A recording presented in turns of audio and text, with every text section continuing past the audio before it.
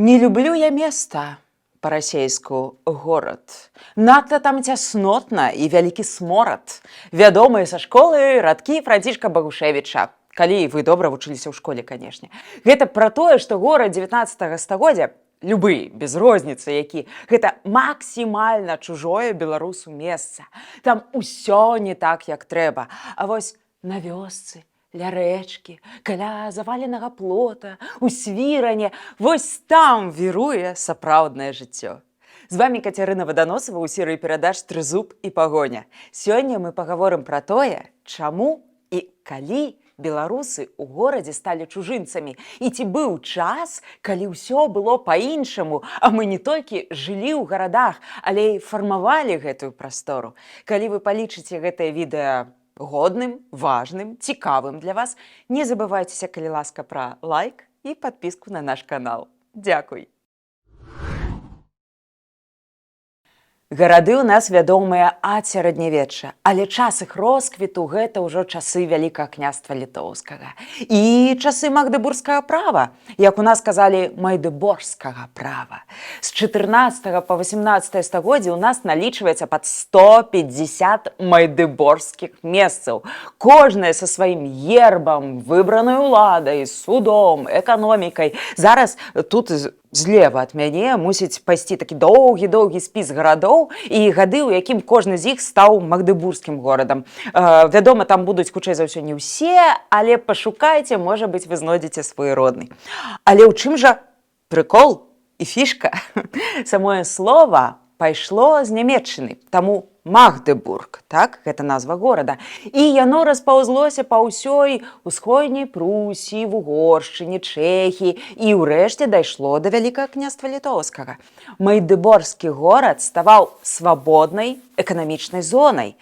Жыхары, то бок месцічы, яны вызваляліся ад феадальных павіннасцяў, яны самі чынілі суд і выбіралі сабе начальства, магістрат, называлася гэтае начальство. І такія гарады плацілі ў дзяржаўны скарб адно толькі фіксаваны падатак і, калі трэба, яшчэ надзвычайны падатак, які называўся сярэбшчына, ад слова срэбра, на вайсковыя мэты. Напрыклад, Менск і Полацак атрымалі майдыборгскае права амаль адначасова у апошнія гады 15 стагоддзя.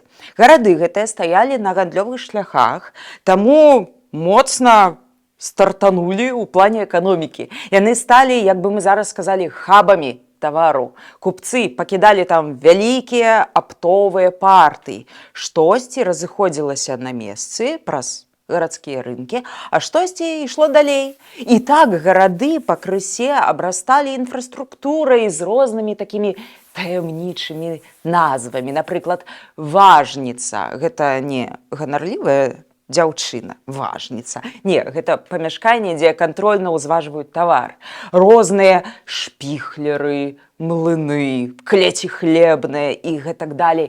Але галоўнае – гэта ратуша.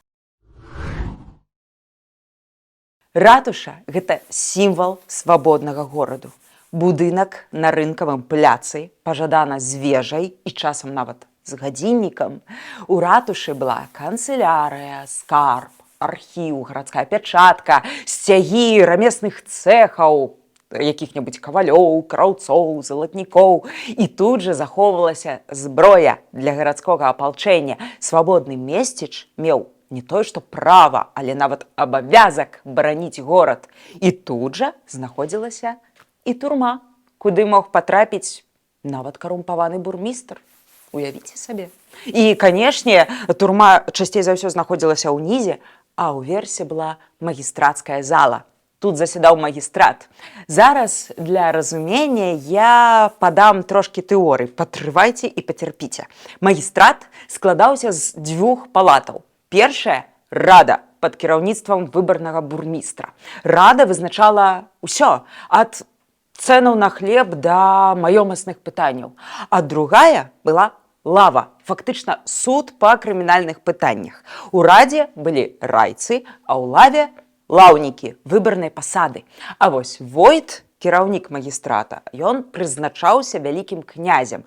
Але ў некаторых местах і яго выбіралі, як, напрыклад, у Воршы, у Мазыры, у Нясвіжай. Дарэчы, пра зброю. Горад мусіў сам клапаціцца пра сваю ахову, а фактычна дзейнічаў прынцып тэрытарыяльнай абароны, як бы мы зараз сказалі. Калі напад, то кожны ўжо ведаў, дзе яго зброя, на якое месца ён стане. У кожнай купецкай гільдыі было гусарскае і рэйтарскае ўзбраенне, а ў рамеснікаў было пяхотнае ўзбраенне. Горад утрымліваў пушкароў, а месцічы самі рамантавалі сцены і ўмацаванні. Кожны квартал гарадское войска праходзіла агляд, а між гэтым часам яно трэніравалася, людзі стралялі па мішэнях, фехтавалі. Напрыклад, цырульнікі адначасна былі, як бы мы зараз сказалі, парамедыкамі. І яно вельмі лагічна, бо гэта твой горад, і ты сам зацікаўлены ў тым, каб яго абараніць. Важная рамарка. Бурмістра, райцаў, лаўнікаў выбіралі штогод. Вы можете запытацца, навошта так часта? Для таго, каб была канкурэнцыя і каб чалавек на сваім месцы проста не расслабляўся. Хутка чарговыя выбары, трэба даваць перад выбарцамі справаздачу, што ты зрабіў, што ты не зрабіў.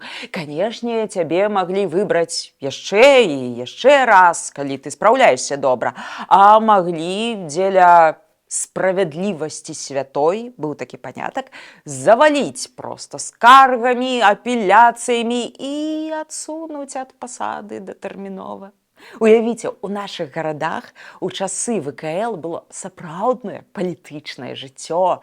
Былі кланы, якія канкуравалі паміж сабою, свае Монтэкі і Капулеці. Вось, напрыклад, багатыя мяшчанскія роды, якія біліся за важныя гарадскія пасады. У Пінску Федаровічы, Малаховічы, Арлянскія, Гапановічы, Часныкі.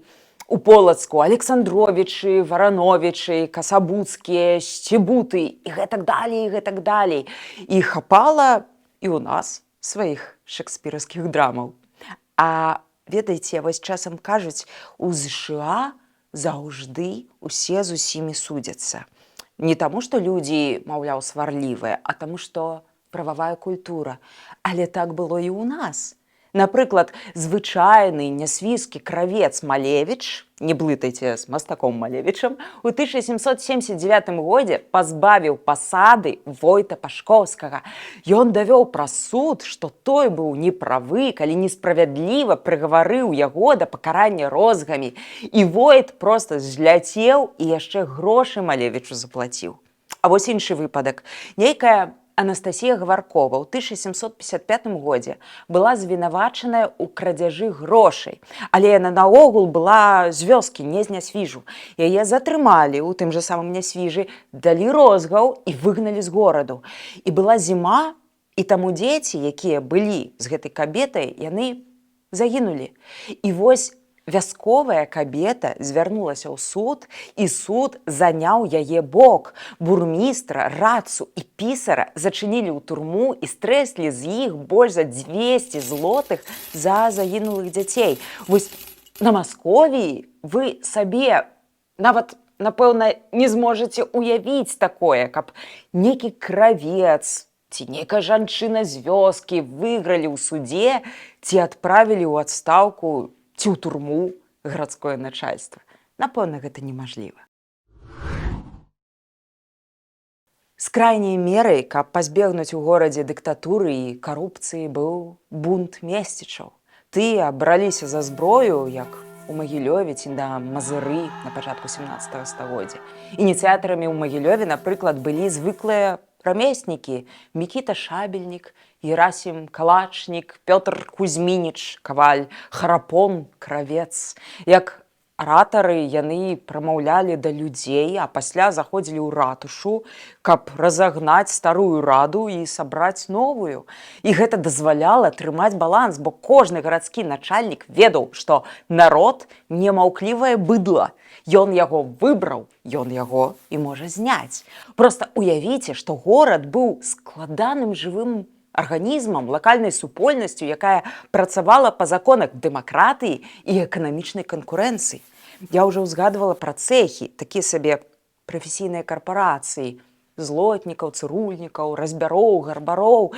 Цэхі сачылі за якасцю і таму гарантавалі яе сваім кляйном, таўром. А вось недавучкі, якіх не пускалі ў цэх, бо рукі не з таго месца, яны называліся партачы. І слова «напартачыць» паходзіць менавіта адсюль. Канешне, раз у горадзе быў свой суд, была і свая сістэма пакаранняў. Пры магістраце працаваў прафесійны кат. Ён атрымліваў жалаванне, спецыяльную вопратку і боты. Гэтай справе нават вучыліся. За крадзеж з царквы чалавека маглі спаліць, а за забойства дзіцяці закапаць жыўцом. Папулярнай адміністратыўнай мерай быў так званы прэнгер, слуп ганьбы. Прывязвалі і секлі. Але бывала і такое. Чалавека прыцягваюць за злачынства, а на судзе кажуць: на першы раз ідзіце, але ў наступны раз ужо па ўсёй жорсткасці майдыборскага права. Бо горад зацікаўлены не ў рэпрэсіях, як такіх, але ў парадку. Канешне, катастрофай для месцічаў было пазбаўленне гораду майдыборскага права. А так сапраўды бывала. Напрыклад, Віцебск пазбавілі правоў пасля забойства там Езафата Кунцевіча. Гляньце, у нас на гэтую тэму ёсць асобны выпуск. Дарагабуш таксама пазбавілі за здраду падчас вайны з Масквой. За заслугі ў той самай вайне, дарэчы, Віцебску права вярнулі. Жахлівыя пераўтварэнні ў беларускіх гарадах наступілі не за адзін дзень. Ад Лівонскай вайны і далей, праз усё 18 стагоддзе, а пазней, падчас паўночнай вайны, маскавіты літаральна руйнавалі нашыя месты. Не толькі будынкі, але тупа вывозілі людзей, часам да 80-90% славянамоўнага насельніцтва. Пакідалі толькі яўрэяў, бо, можа, іх пабойваліся і таму не ведалі, што з імі рабіць. І так у нас праслойка гараджанаў-прадпрымальнікаў была фактычна знішчаная. А пасля ўжо былі падзелы Рэчы Паспалітай. У гарадоў найперш забралі старыя гербы, ратушы разабралі на цэглу ці перарабілі на турмы альбо гандлёвыя шэрагі. Дзе там якое самакіраванне? Дзе там выбарная ўлада? Манаполія на ўладу была ў расійскага чыноўніка, а манаполія на гвалт была ў жандара ці казака, месціч ужо не мог захоўваць зброю. І ўрэшце беларусы сталі ў гарадах доляй адсотку, выпадковымі чужынцамі, якіх і апісвае ў сваім вершы Багушевіч. Якая тут мараль?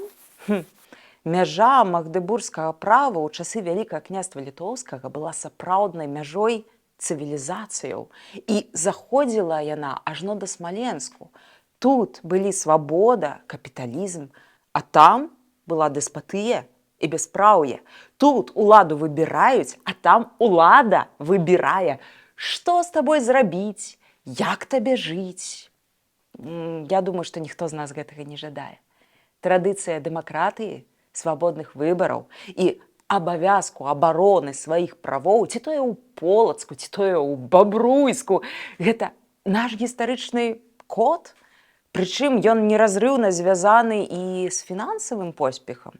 І гэта тое, што абавязкова павінна вярнуцца ў рэшце рэшт у нашу Беларусь. На сёння, на гэтай натхнёнай ноце я з вамі развітваюся. Будзьма разам з сапраўднай гісторыяй. І будзьма разам з Украінай.